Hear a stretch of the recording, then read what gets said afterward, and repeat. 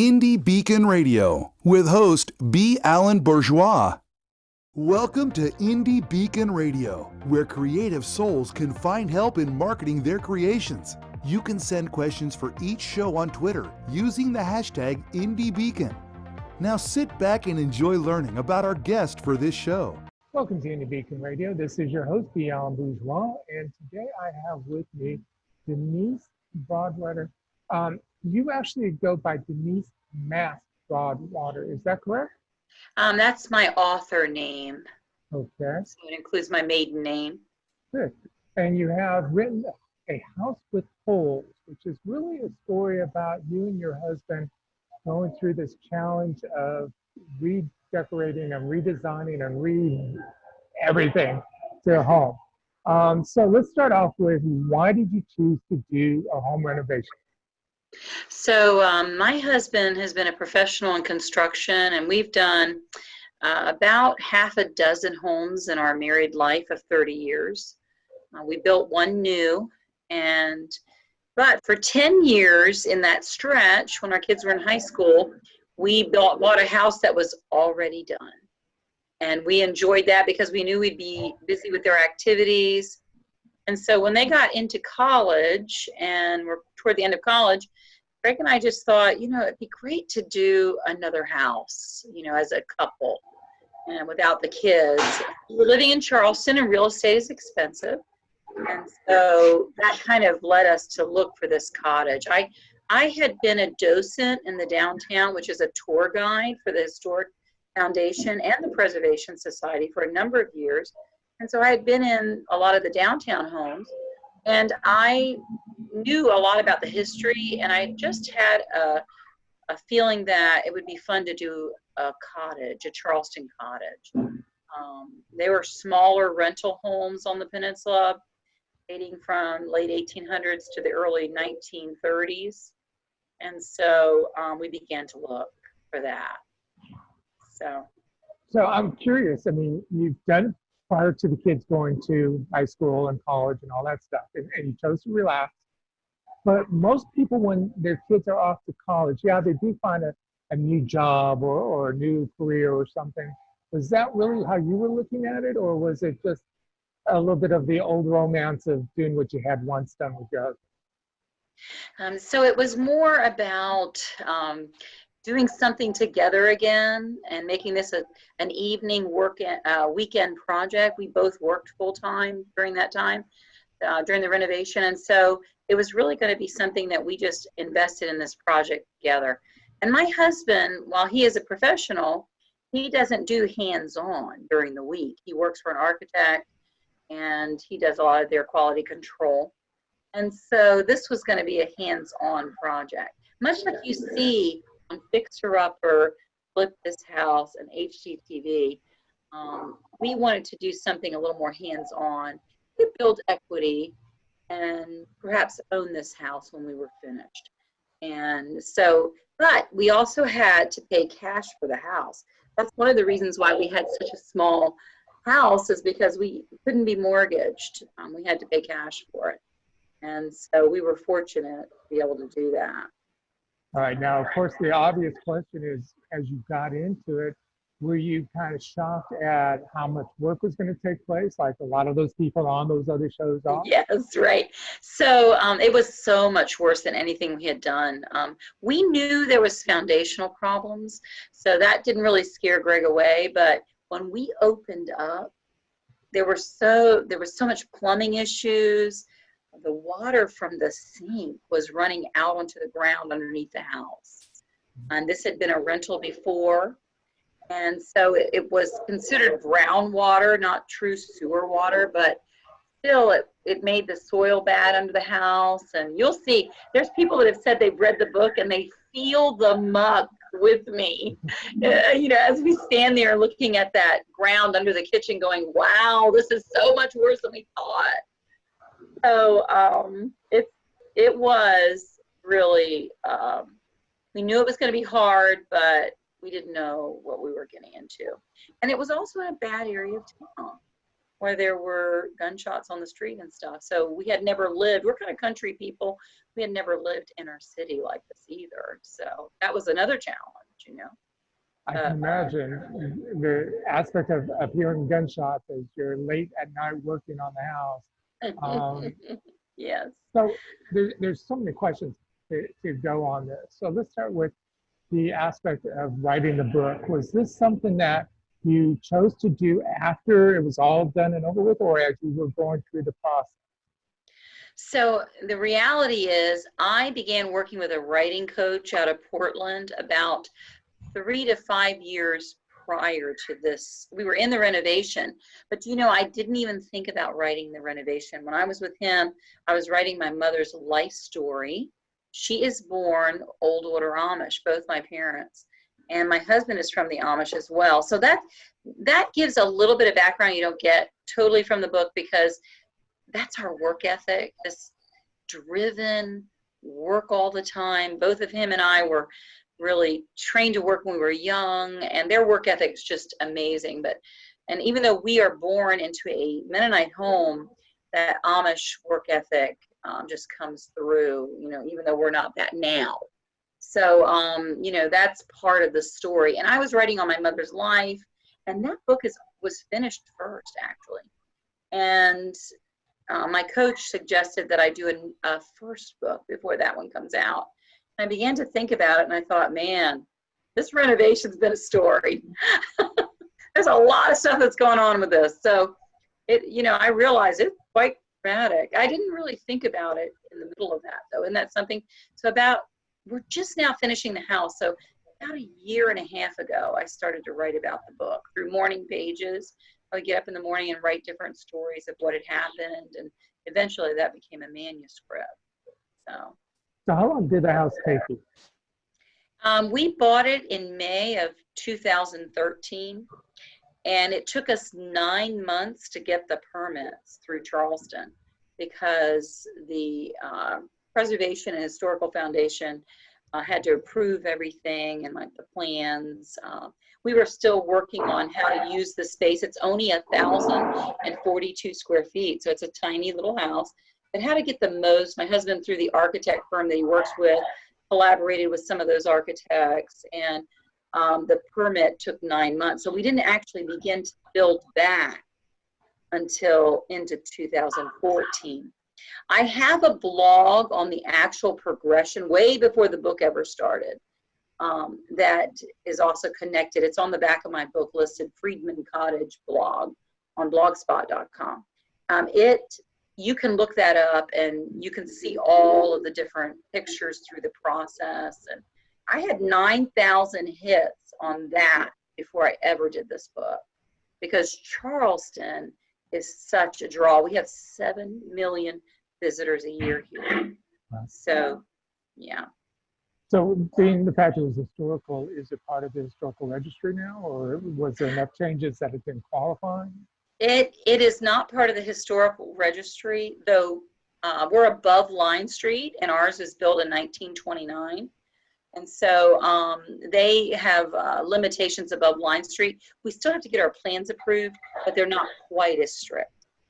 And so that's kind of saved us, actually, from some regulations. I mean, they watch it, but it's not been under the scrutiny that across Septima Clark Parkway gets, which is kind of the dividing line.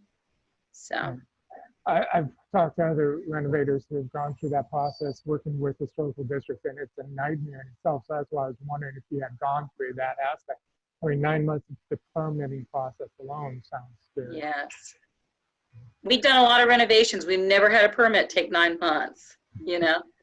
So, and then since then, we had to tear out a deck out back. We're going to have to go with the patio. So they still check on things. They didn't want us to do the deck. And so we had to tear that out after we'd put it in, which was really disappointing to my husband. But patio will work fine too, but it's just the hassle, you know, going and tearing out a deck. So I'm sure you've got a lot of stories to tell us, both good, sad, and different. We're going to save that for the second section and stuff. What is the main point of this book for you, whether it's for the readers or for yourself? Well, it really is about my marriage relationship with Greg as we go through this. And there is a key statement that I have pulled out really as the central theme. And Greg says, Denise, he stands across from the house. We looked at 3 that day. And he stands across from this house. And it just kept coming back to us, like the wrought iron fence, the wrought iron around the courtyard, the piazza on the side. It just all spoke Charleston to me in like a miniature form. And I just loved this house, as bad as it looked. And it was the worst thing on the street. And he looked at me and he said, Denise, if you're with me, there's nothing in this house that cannot be fixed.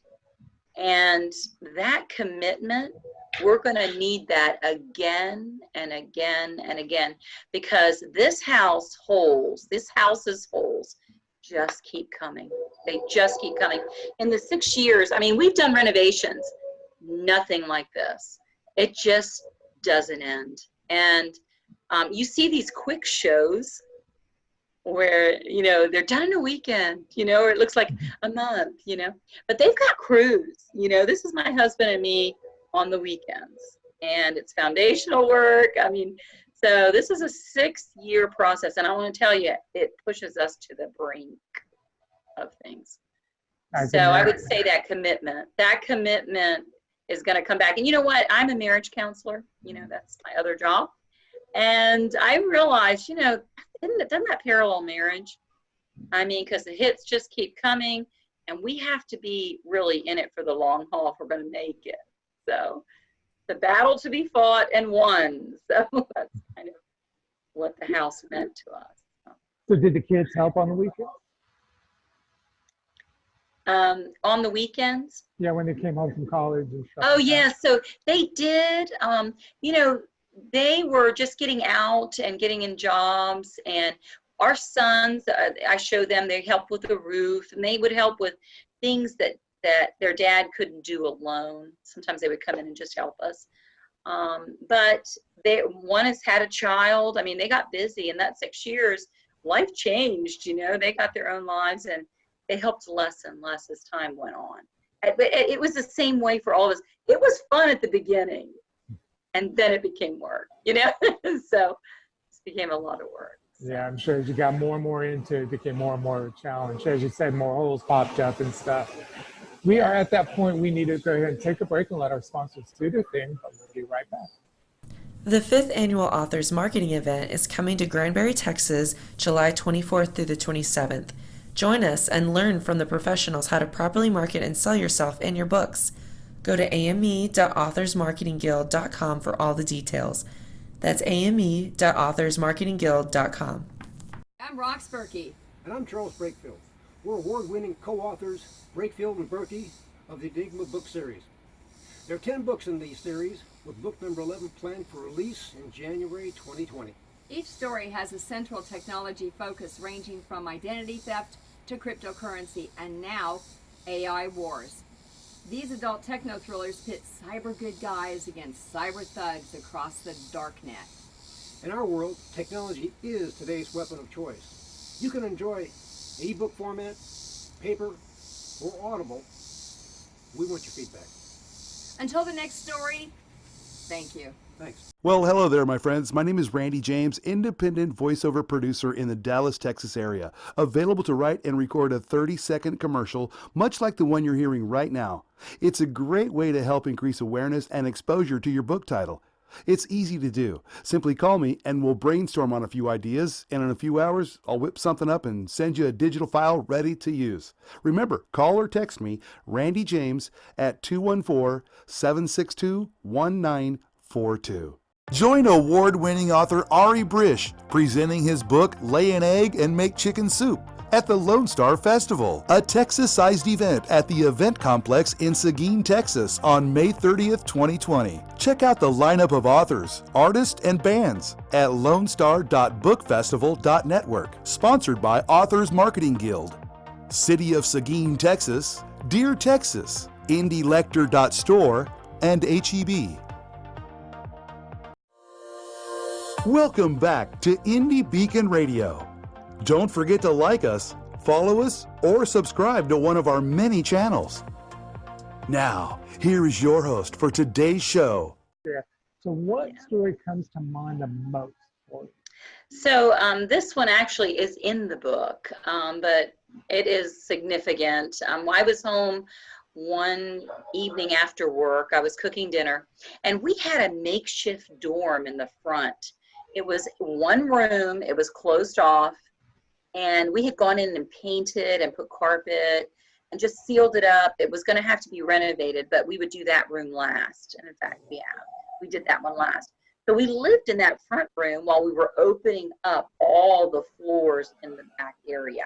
And my husband put down large, heavy grates of plastic to kind of keep that area, from the air getting in and just, the smells. And so anyway, I was used to the plastic being there.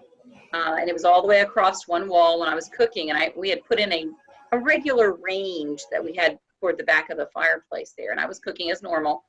And I look over my shoulder, and a bushy tail is going through the plastic. So whatever it was had been in the room. It came into the room with me while I was cooking and turned around and thought, no, I'm going back out. And all I saw was the remainder of him. So scared me to death. I put the soup in the stove, shut the oven door, and flew in the front door. And we're about a year and a half in. I was ticked. I said, I thought about shooting off a text to my husband, but I just waited. I was seething on that bed. I was just like, I can't do this. I can't do animals. I can do a lot. I can't do animals in the house, with me. Nothing could have bit me. It had rabies or whatever. It could have done anything. And so I see him pull up, and he's so excited. He's got some reclaimed 1950s flooring that we're going to use to kind of match up the old flooring. And we had found that. The guy had taken it out, and he was so excited. And I looked through the window, and I remember saying, oh, I've got to tell him this. This raccoon. It was actually a raccoon. And he came in, and I just said, what? What am I going to do, And my husband, this was so sweet, he just went around, he put up plywood, put plywood across the opening, especially where we knew that they could come in, and he went and stuck insulation into all the holes. And he just took care of that for me without fussing, without being defensive, because really that was a bad place for me. I just didn't know if I was going to have to rent a place, at that point. So that's one. Imagine. Yeah, that was pretty intense. Another story that didn't make the book is one evening we were in the front room, and we heard the loudest gunshot that I had personally ever heard. I knew it was a big gun.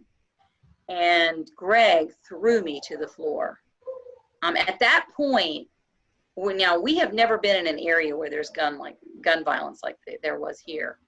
And he threw me to the floor. And, looking back, it would have been too late. If that had come into our house, throwing you to the floor, that's kind of reactionary, isn't it? But we went outside, and when the police came, and there was a 45 round that had hit the car 10 feet off the corner of our house, 10 feet, and had left a quarter-size hole in her passenger side door in the back.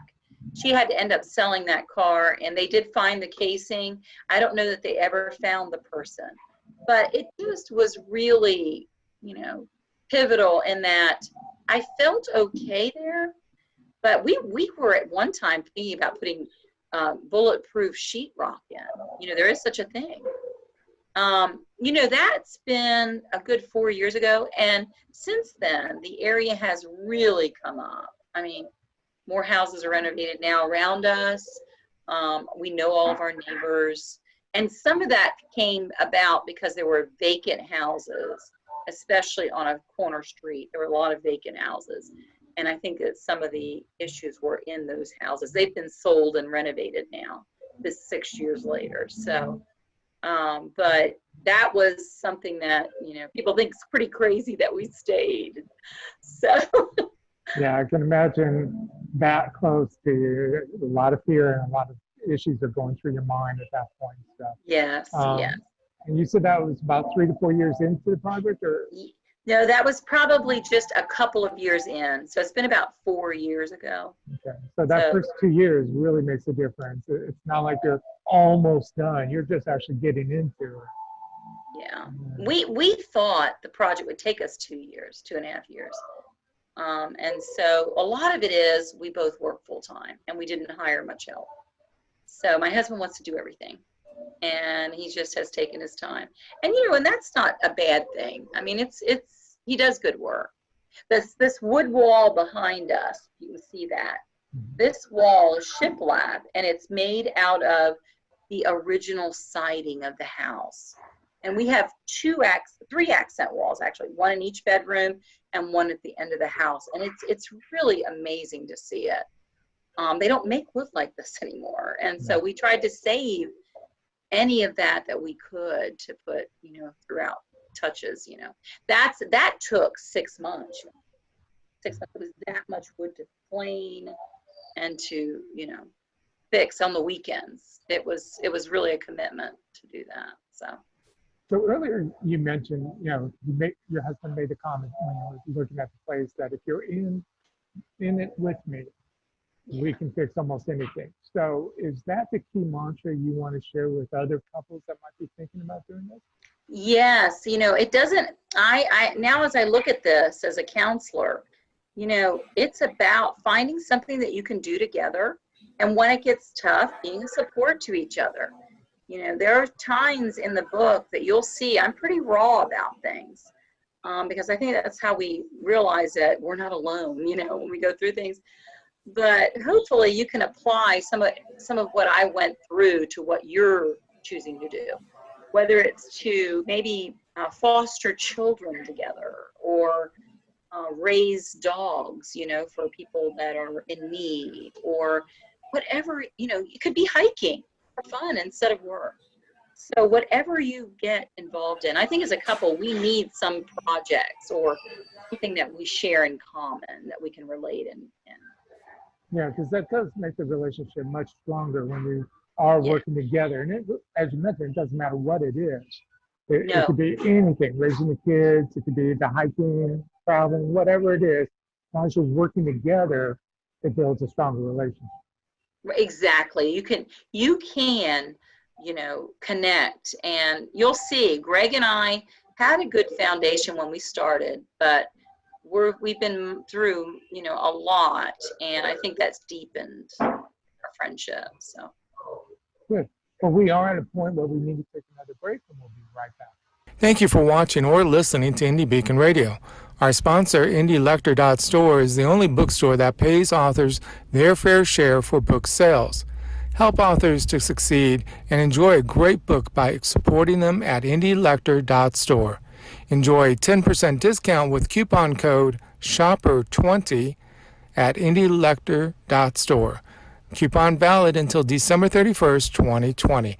That's IndieLector.store, coupon code SHOPPER20.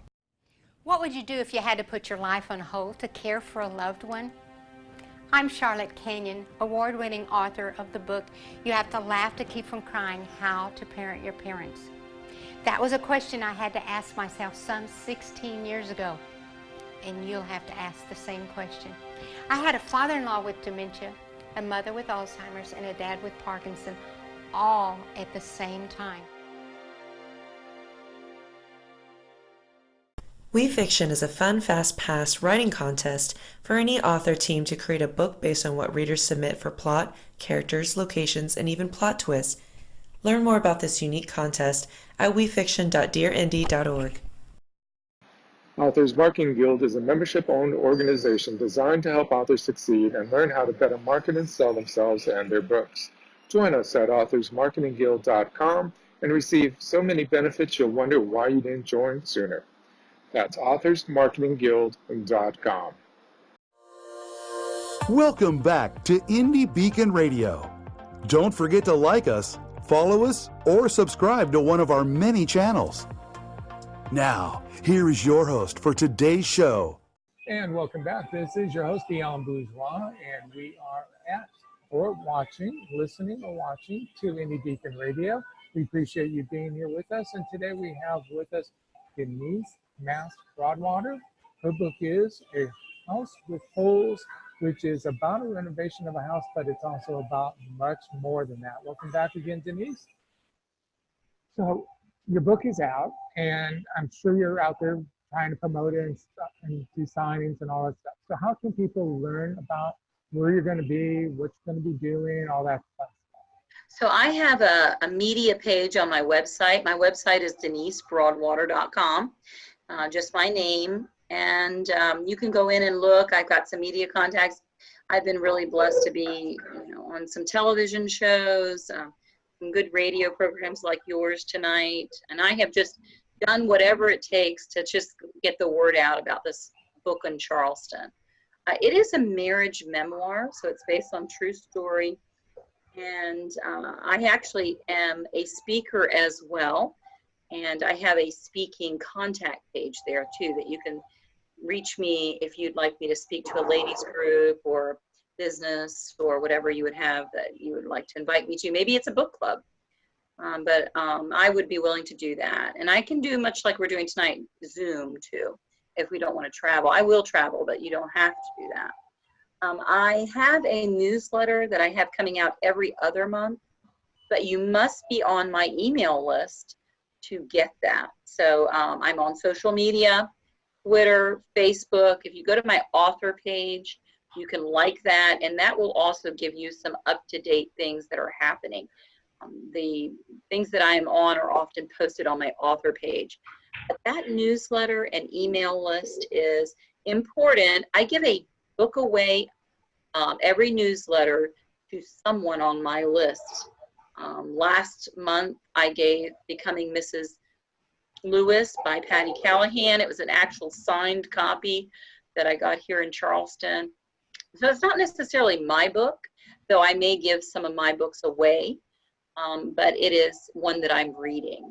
I have, in the newsletter also, I have an Ask Dee Dee section, which is much like you would think of Dear Ann, whatever, in the newspaper.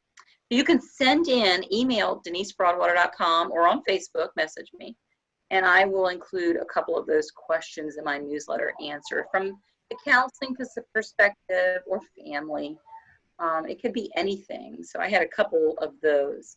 I am working on getting a marriage balance quiz done in the next few months. So if you sign up on my newsletter, you can take the quiz and go to my website. You can take the quiz and see how your marriage is balanced. So that'll be something kind of fun for people to weigh how they're doing.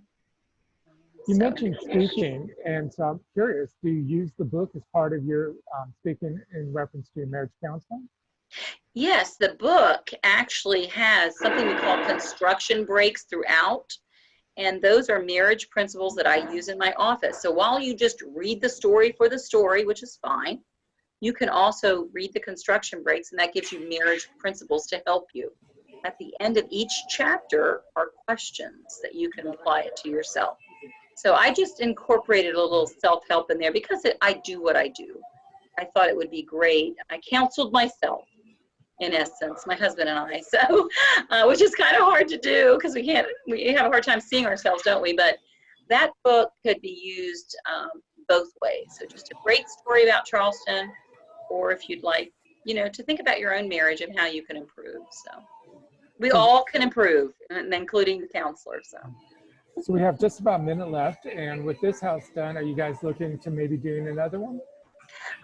We are not. We're going to go to probably more of a farm, but in a few months, down the road, we're going to be doing an executive lease on this house. You could rent it a month at a time. So it'd be a great little place to come and to share with couples. I have someone coming the first time, the end of February. I gave that weekend away, by the way, in my pre-order. And they're going to stay here for the weekend. So it's a great place. It's walkable distance to the downtown. And eventually this will be executive rental. We wanted it month by month so Greg and I could use it ourselves when we wanted to. So Well, great. Well, we are at the end of the show. I want to thank you very much for being with us, and we wish you the best of luck. Thank you. Thank you for listening to Indie Beacon Radio, where creative souls can find help in marketing their creations. To learn more about Indie Beacon services, to be a guest on the show, or to advertise on our show, please visit our website. Indie Beacon Radio with the host, B Alan Bourgeois. Indie Beacon Radio is produced by B Alan Bourgeois for Authors Marketing Guild LLC, copyright 2020. Voiceover by Randy James, Lydia Bello, and B Alan Bourgeois. To be a sponsor of the show or for more information, please email us at info@authorsmarketingguild.com. To be interviewed for the show, please complete the form at radio.authorsmarketingguild.com. Music Always Rejoice by Ramcord